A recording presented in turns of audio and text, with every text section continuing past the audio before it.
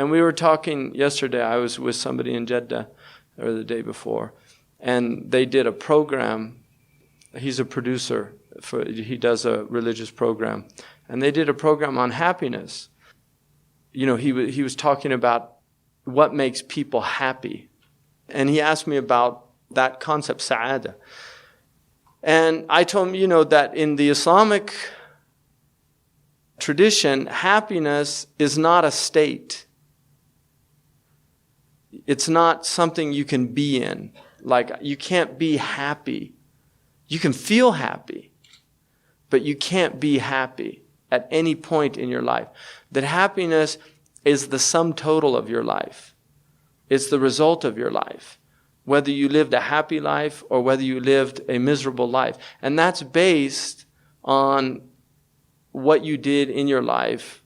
According to the Greeks, it was about virtue, living what they called arete, which was a life of excellence.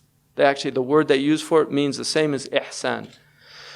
Raghib al-Isfahani and Imam al-Ghazali said that happiness is, and Imam al-Ghazali is heavily influenced by Raghib, so it's probably better to say Raghib al-Isfahani.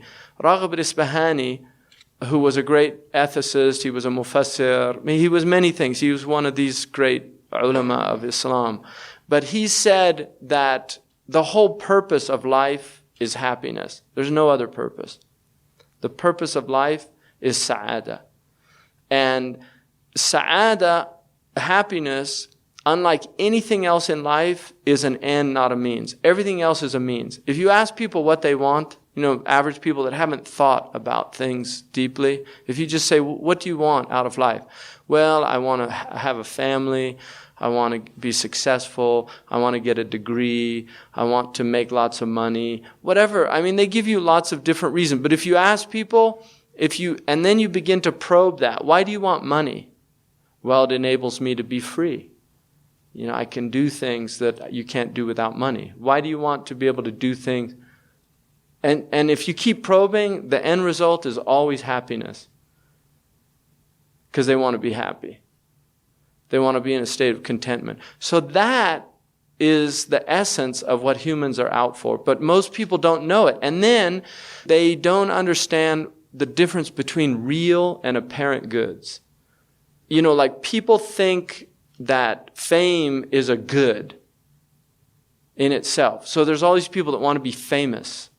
They want to be known. Or they think that stature is a thing that it's good to have. Or they think money. You know, I want money because money gives me power. Money gives me... And so they'll sacrifice real goods for what they deem to be the ultimate goods in life. And that's why people sacrifice their families.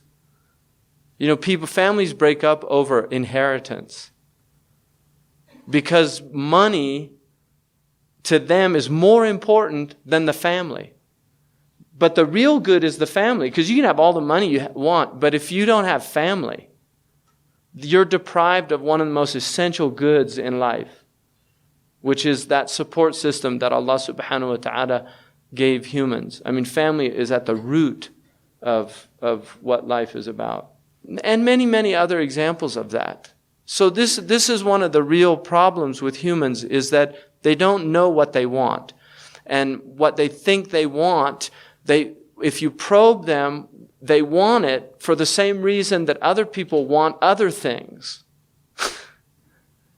It's really amazing if you think about it. People want different things, but if you really probe them, it's because they want the same thing, which is sa'ada. And then what Revelation does is it turns it on its head. That there's no sa'ada in the dunya.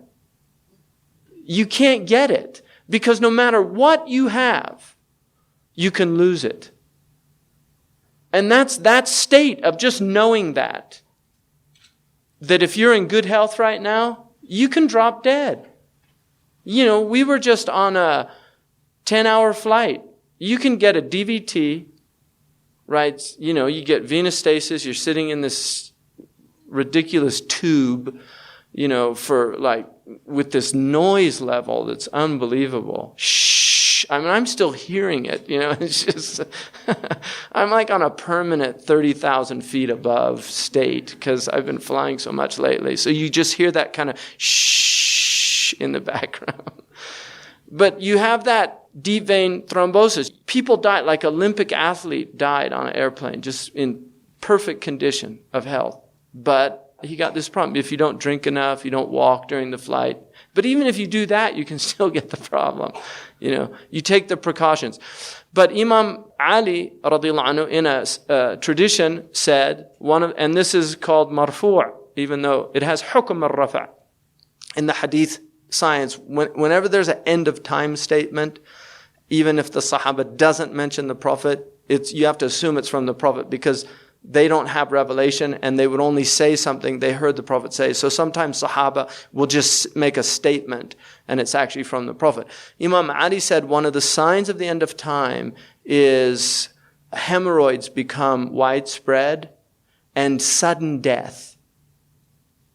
Now, if you look at hemorrhoids and sudden death, the thing they have in common is sitting. It's that lifestyle of not moving.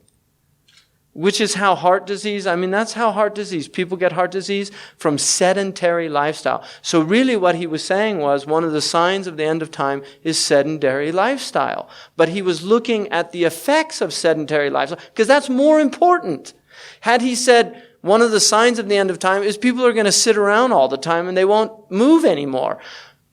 Okay, what's wrong with that? But what he said was they're going to get hemorrhoids, which is one of the worst conditions to have just as a condition because it's so uncomfortable. People can't even sit down. And the most comfortable thing from lying down is sitting down.